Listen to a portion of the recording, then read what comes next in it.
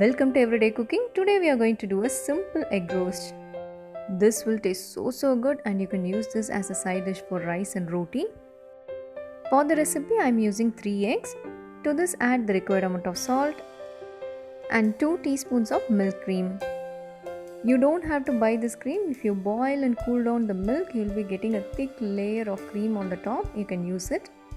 Beat the eggs well, set it aside and take a pan, pour some oil in it. To this add 1 small size chopped onion, half a teaspoon of ginger garlic paste, half a teaspoon of cumin seeds, few curry leaves and 2 green chillies. Now let us saute this.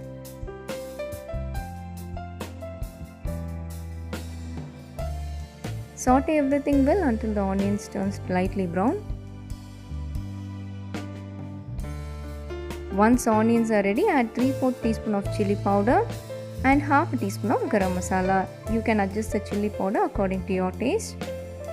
Saute this well until the raw smell of the masalas goes off and then add the beaten eggs. Let us close this and cook for a few minutes. One side has cooked well, let us cut it and flip it.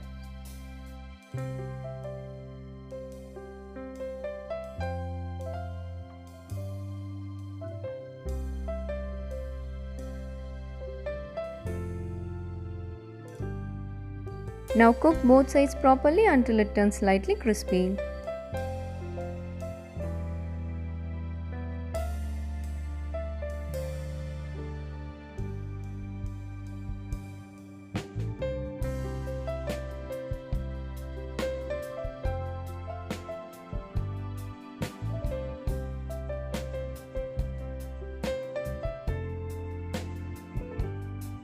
The egg roast is ready. Let us top this with few coriander leaves.